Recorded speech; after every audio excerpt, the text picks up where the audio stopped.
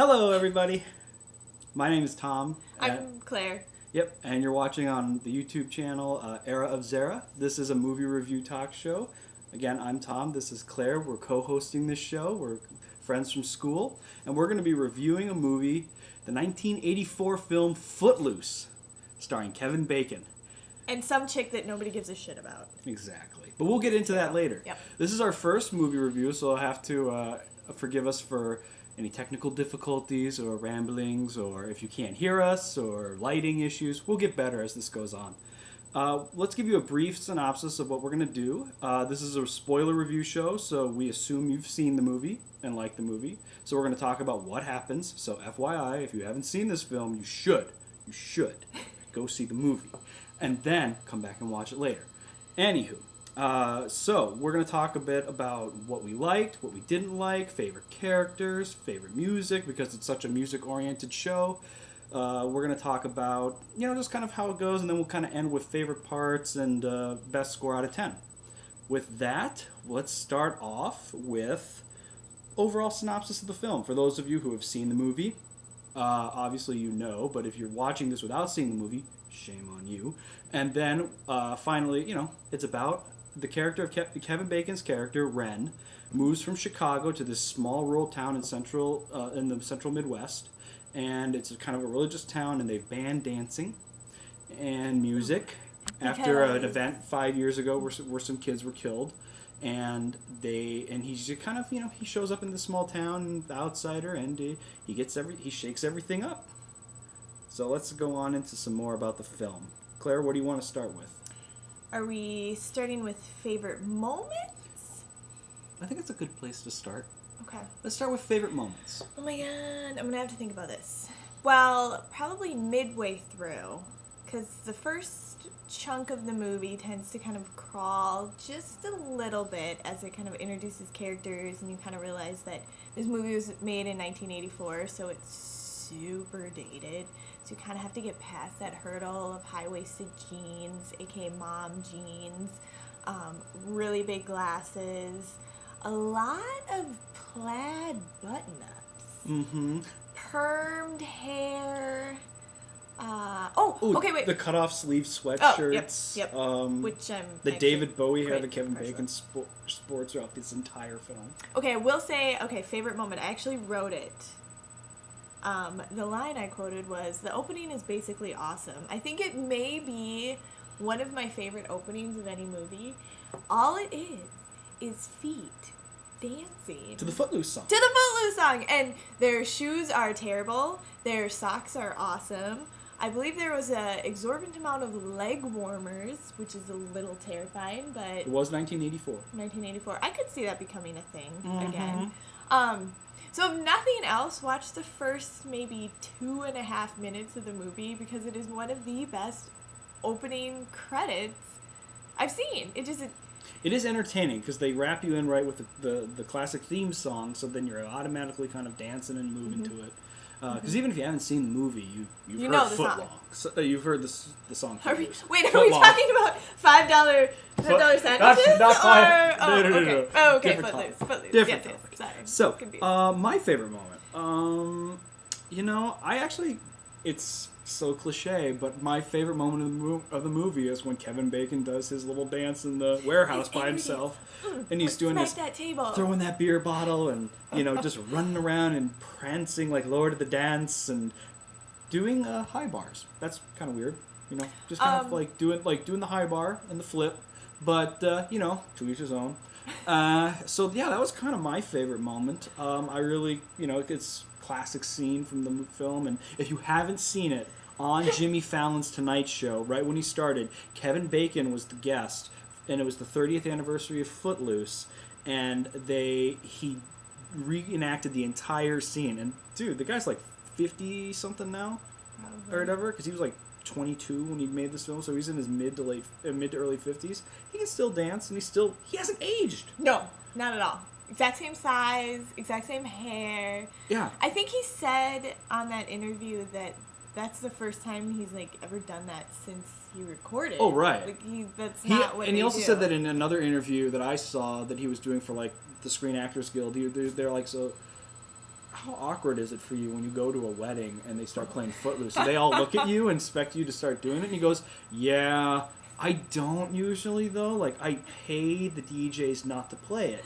because he's that guy in the corner. Yeah. No. Well, he had a good point. He goes like, the wedding's not about me. It's about the bride and groom, and you don't need to be. I don't need to be the side. This is his words. But if Kevin Bacon at your wedding was like, "Clear the floor, bitches," and busted it. Oh, I'm not saying that. I'm just saying like, no. If Kevin Bacon had shown up to my wedding and he wanted to dance Footloose and that was the only thing he wanted to do, that would have been the 3 hours. Right there. Who am I to judge? Just watch Kevin Bacon dance at your wedding. Yeah, that would have been great. You know. Anywho, let's talk about next. We have down as we're going to discuss favorite characters in the film. Okay. As much as I enjoyed this film, I can't decide if I actually liked anyone. I mean, there were good actors. Mm-hmm. People that you would recognize now, but back then were not really well known. So Kevin Bacon's the star, but he wasn't really well known. Only done a couple of early films. Sarah Jessica Parker is in it as an ancillary kind of best friend to the main female lead. But we don't know who the main female lead is. No one would recognize her. It's just funny because Sarah Jessica Parker is such a better actress in this. And that's what's fun about this movie is you can tell.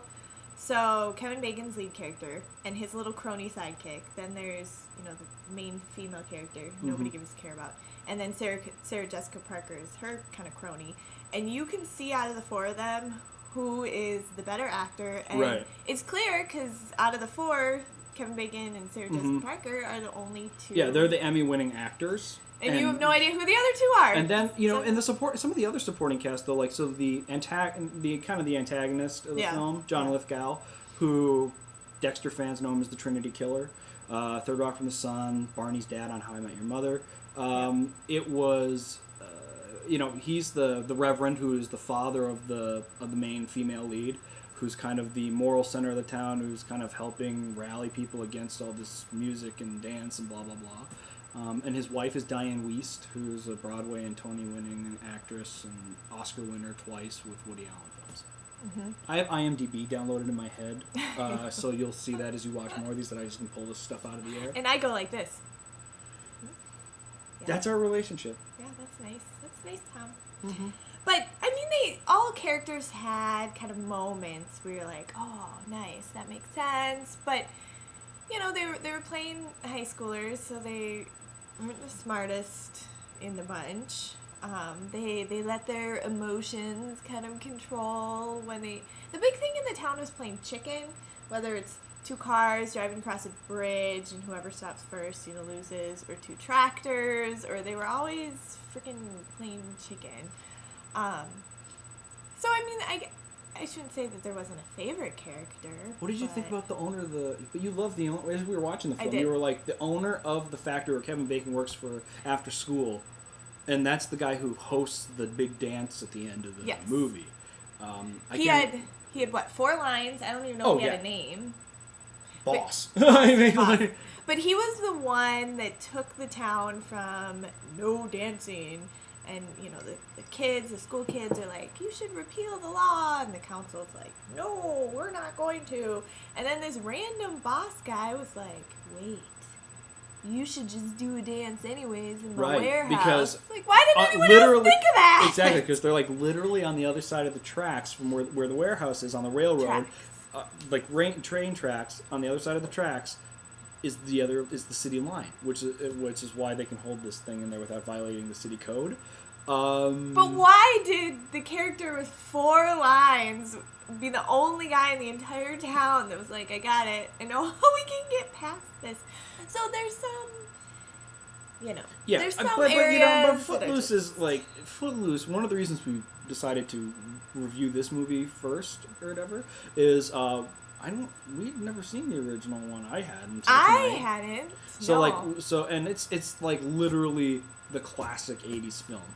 From and when you think of every '80s nostalgic moment from films, when you think Ferris Bueller, Breakfast Club, what are other good '80s films that are kind of like coming of age stories like that? Well, Dirty Dancing. Dirty Dancing, yeah. Or whatever like that. There are all these kind of classic things that you expect in an '80s film. Every one of them is in this. Every one of this is in it. Mm-hmm. You know, the silly kind of plot line, which no matter what has loopholes. That was kind of the 80s movie thing. Mm-hmm. The ridiculous clothes, the so-so acting, and the awesome music.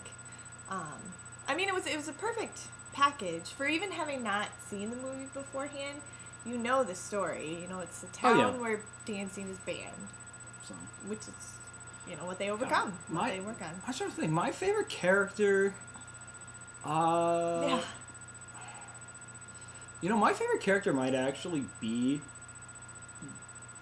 the Reverend's wife, Diane Weiss, the mom, or whatever like that. She has very little to say. Nope. She's just kind of sitting there. Always in the background. You know, and in the film, you know, one of the reasons the Reverend has kind of gone on this crusade is there's the accident that happened years before the movie starts where people were killed, and that's kind of what precipitated all of this. His oldest child was one of the victims in this horrible car accident on the bridge. Bobby.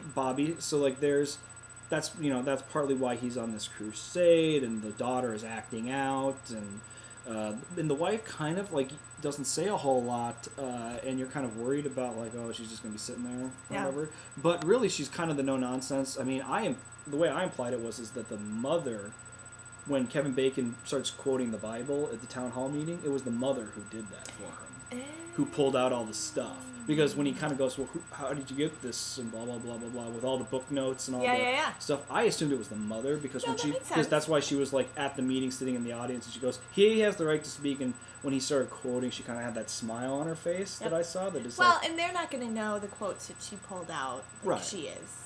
You know, she made it very clear she's been the pastor's wife for 20 years in a, loveless marriage, which they naturally overcome by the end. Yeah, I think it's just that, she's kind of, she plays her part. Yeah. And that, and Lithgow's character, the Reverend, I mean, it's implied from their conversations and stuff that before the accident, he was a very different person. And obviously losing a child would make you a very, very different person, but beforehand he was very more passionate and stuff. And it comes out, like, he's not a terrible guy. Like, this or whatever like that. His character has a nice arc throughout the thing because then some of these other bureaucratic people on the committee, kind of take that step too far and start having their book burnings, kind of very Third Reich, Which is terrible. And and he puts a stop to that and kind of calls them out for judging and stuff.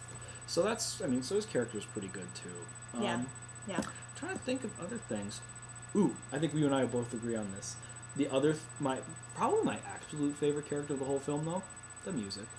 Oh, it is a character. Well said. The music is a character because you just can't watch this film and kind of go, dun dun dun dun, and everyone just starts kind of like you gotta just watch this and kind of start to smile and then kind of just start to move to it because there are other than the main Footloose song, there are other songs throughout this movie that you just know from the 80s that are just awesome.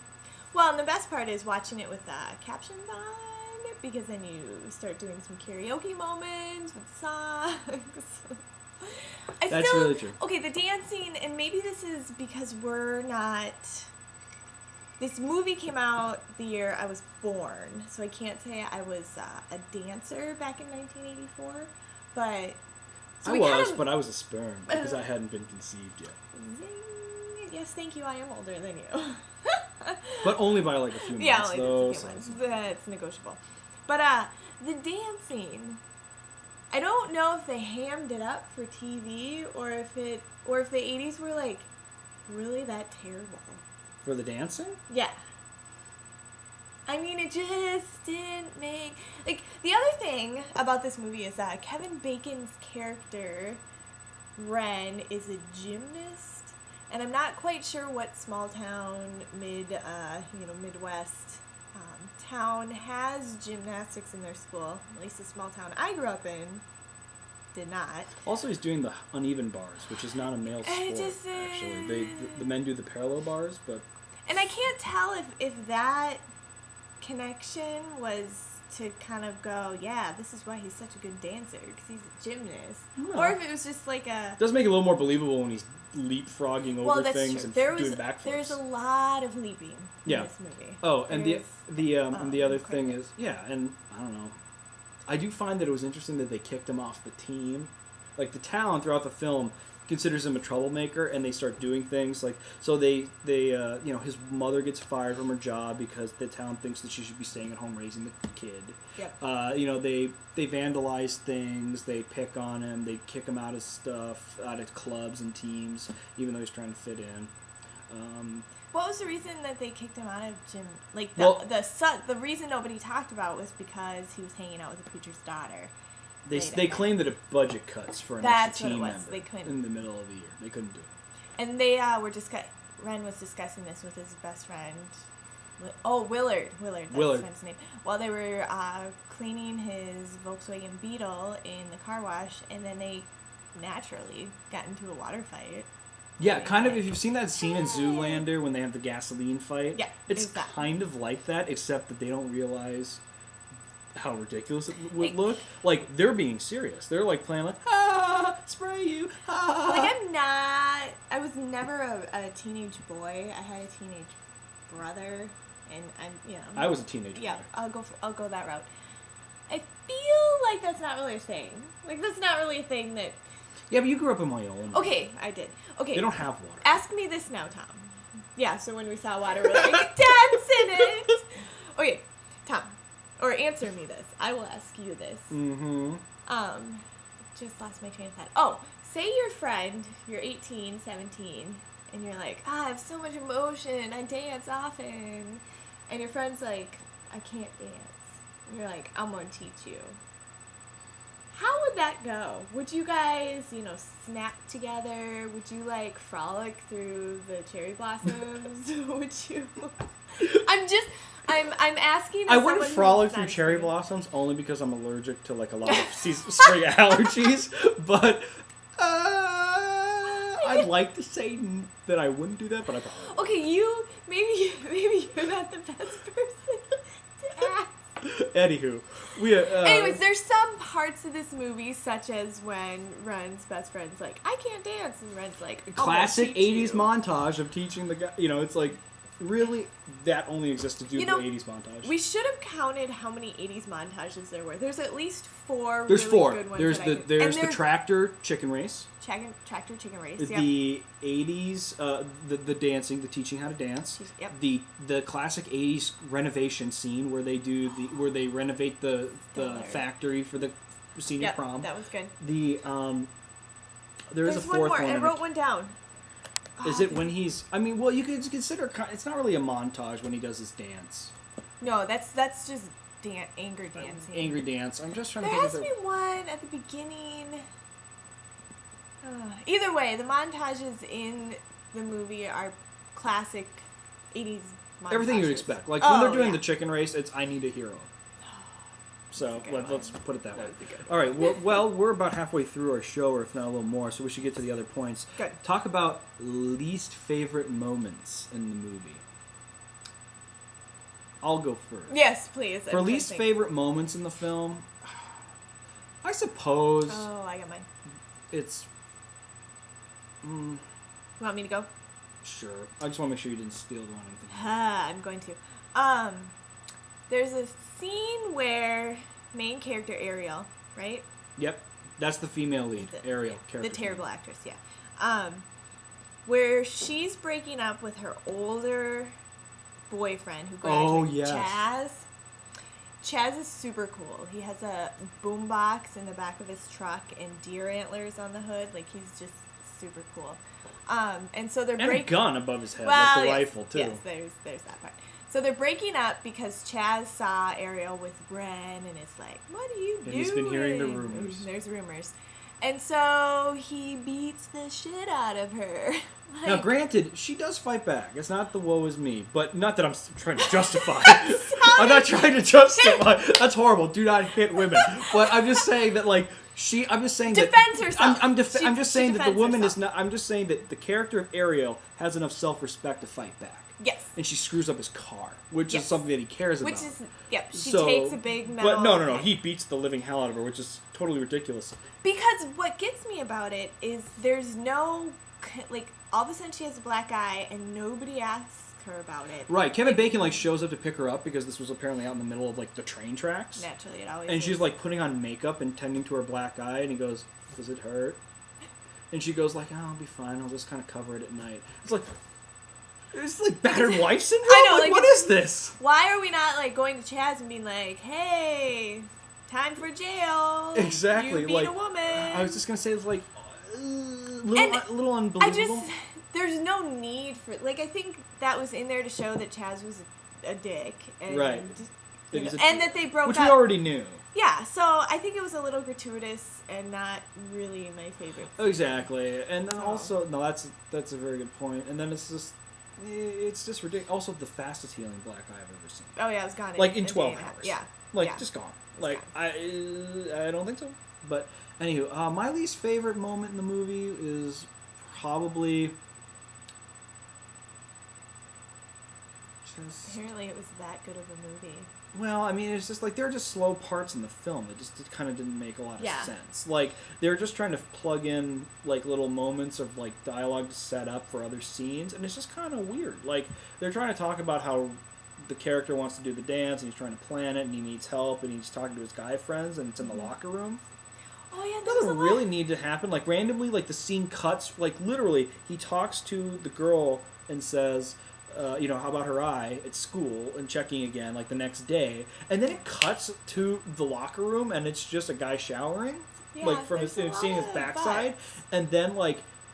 Also, he did the weirdest shaking. He like shook off like a dog at the end of the shower. That was a little weird. While talking to Kevin Bacon. I'm But sorry, did you I notice missed that? that. No. He I goes like missed this. it. He's done with the shower, and he goes like this. Kind of like Ariel from Wait, Little Mermaid. Kevin Bacon? No, or... he's talking to Kevin Bacon. This is the tall guy. Oh, the one that... His shower buddy. The most attractive man in the movie. Probably, but like, lost on me. We saw him mostly naked. But it's just weird, because like he gets out of the shower, and he kind of does like this, which some guys do when they have longer hair and stuff, but then he kind of does like this whole like shake-off thing, and I was just like, was that entirely necessary? Yeah. I mean, it's just a little weird. I think it was. Anywho, least favorite character. And I think we're gonna have the same person, so we can just do it. On three. One, two, three. Ariel. Terrible. She's better towards the end. There are so many moments where she's like, and then her mouth is like always open, and her hair was terrible. The only reason that her mouth should have been open that much is when she was trying to get French fries at the beginning of the movie. But other than that, it was. I thought you were going somewhere else, good sir. This is YouTube will get flagged. But anywho, the character is just. I mean, she gets a little bit better towards the end, but like this movie is about 110 minutes, or maybe 100 to 110 minutes, or whatever like that. It's a little over an hour and a half, and it's for the first 75 minutes. This character of Ariel, it's just like. They don't set her up really well. Like, they don't balance that she's, the preacher's daughter, and so she's trying to rebel, is what they try to show. But it kind of comes off as she's just... Suicidal and ditzy and... Yeah, she's kind of doing a car surfing where she's jumping from her friend's car into the guy's truck, the guy who later beats her. But this is the opening of the film, and you're kind of thinking, is this the accident that they're talking about, and why there's this moratorium on singing and dancing? But or whatever, and you're thinking maybe this is the accident, where she's going to show it to us. And she's like surfing between the two cars with this semi-truck coming, and then right at the very end she just kind of dives in like nothing happened, or whatever. Yeah, she was not my favorite. Yeah, she was kind of otherwise, well, some of the townspeople, Eleanor and Roger. Yeah. No, was it Eleanor? Yeah, or Louise. Eloise, I don't know, whatever, it doesn't matter. No, they're the book burners. The townspeople, and then the uncle. Oh, yeah, Kevin Bacon's uncle. So Kevin Bacon's dad skips town. They move from Chicago to live with his mother, and he moved to Chicago to live with the mom's sister and her family. His uncle is a real jerk. I know. Just kind of classic 80s jerk.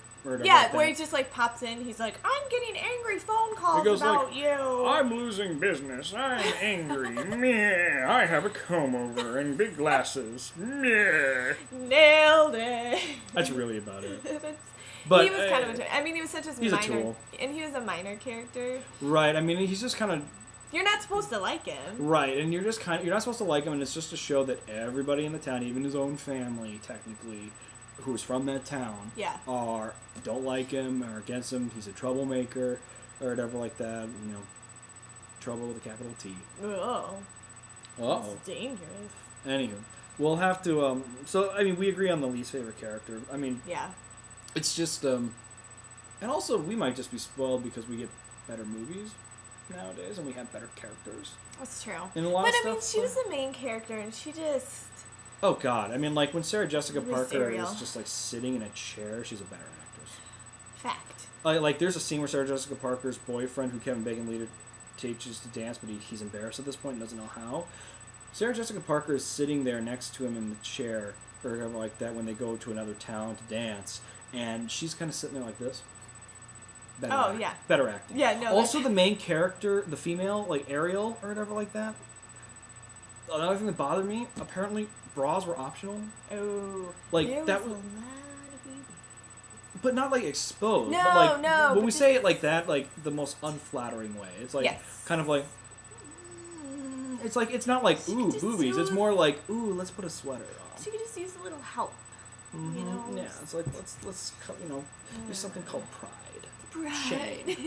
I think shame. Well, have self-respect. Yeah. I mean, seriously. I'm trying to think of other things. Favorite song. Ooh. I'm gonna go with "I Need a Hero." Oh, that was mine! I'm sorry. That was mine! I love that song. or I whatever mean, like the that. beginning song's good, or the Footloose song. Yeah, you hear it like 3 times. In the But movie. there's so many parts of I Need a Hero where it's like, you know, she's like, I need a hero, and then they do that kind of BAM! That like 80s, like, I need a hero. Exactly. you know, there's a lot of like in that I remember song. the first time I heard that song, and a completely off the cuff moment. Like I remember hearing that song for the first time on an old VHS tape promoting Paramount Pictures, like classic '80s films or whatever like that. It was like, own this collection of '80s action films from Paramount Pictures, and it's like Top Gun, Maverick. Yep. Not Maverick, but Top Gun. But it's like all these classic Mel Gibson, Tom Cruise. Alec Baldwin, kind of all these old classic 80s films or whatever like that. It's just hysterical. Because, you know, like in the middle of this, like, I need a hero. And then they're like showing the volleyball scene from Top Gun or whatever like that. And it's just like the, watching, watching Ethan Hunt, Mission Impossible high-fiving Dr. Green from ER, without their clothes on. So sometimes 80s montages did not work out, that being one of them. Yeah. Your example there. But that was my favorite song. Yeah, me too. Because the Footloose song is just kind of the... It's a classic, but I Need a Hero song is pretty good. Should we do final rating? Yeah, we're coming up on a half hour. So, final score, best out of 10, 10 being the best. Okay. Go with 7.5. Oh my god, Tom. It's like we're the same person. It's like we have one break. Oh my god. No, I was definitely thinking 7.5 because I love cheesy movies Mm-hmm. from the 80s. This is one that you don't have to pay a lot of attention to, and I kind of have a short attention span, so that helps. And I love movies. While this, I wouldn't classify as a musical because they weren't singing along to the music. It was very music centered, obviously, Yeah. with dance. So it hit 3 of my key points when it comes to a movie. Yeah, I really I thought it was pretty good. Because we were watching for the first time, and so you kind of hear about how great of a classic 80s film it is, and sometimes it's hard for it to live up to expectations because it's like so good, or everyone talks about it and reveres it so much. And there are some classic movies that everyone says are the greatest movie ever created, and I think they're crap. Yeah. Oh, definitely. Like and then there are movies that I love that everyone else goes, Yeah. or whatever. But that's the beautiful thing about film is that it's all subjective, and there really isn't a wrong answer. It's No. just like you like what you like, and you have your guilty pleasure films, you have your favorite movies. What's going to be interesting, Claire, is we should probably watch this movie again in a few months or maybe a year and see if we like it more or less. The second time around? Yeah, well, with some of those yeah. classic films, I find that there are movies that especially with like classic films that have like a lot of history with them as far as like fan base and stuff.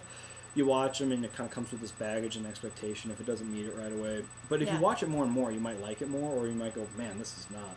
I don't get why people like it. Yep. But we should maybe do that again and just see. Totally. Because overall, there are movies like Sing that. along. But 7.5, I deduct because of the terrible 60-some minutes of Ariel or whatever like that. I mean, we could probably have cut her scenes out and just put the cartoon character of Ariel from Little Mermaid in, and it would have been a better film. Yeah. Actually, really it probably would've. would have. It's about the same plot. It's about an overbearing father who's punishing the daughter. The daughter wants to get out of town. She has the dreamy-eyed stranger guy or whatever like that she Ooh. adores, and she has her secret room of all of those little moments All the and poetry. stuff. Exactly. Oh my god, Tom, you're onto something. Okay, question. And she wears bras. Yep, she does.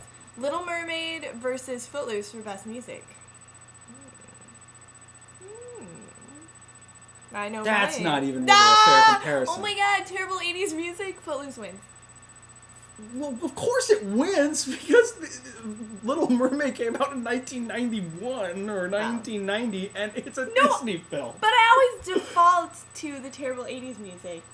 Oh yeah. Yeah. No, it's more enjoyable. It's like a guilty pleasure. Yeah. A terrible 80s music is like the thing that you dance to at weddings. Everyone wants that 80s music. You always want The Journey. You always want Footloose, those kind of songs. Michael Jackson, Queen. You want some of these other things, and you just want to listen to and rock out to. If only Kevin Bacon was in the wedding. Yeah. So. Anywho, I think that's it. Thank you for watching our show, and we're going to put up some more, and then, because Claire does not like comic book movies as much as I do and stuff, I'm gonna have solo. I'm gonna do some solo ones where I really get into the geekiness of it, like be sweaty movie nerd. But the other thing too is I think that on the other hand though, Mockingjay Part 1 is coming out soon, and you are gonna go over the moon. Have you seen the trailer for that? No. The web trailer? We'll watch it after we're done. Okay. It's well, we need to go. We need to go. We got some stuff to do. Yeah. Anywho, thanks for joining us, and talk to you later. Bye.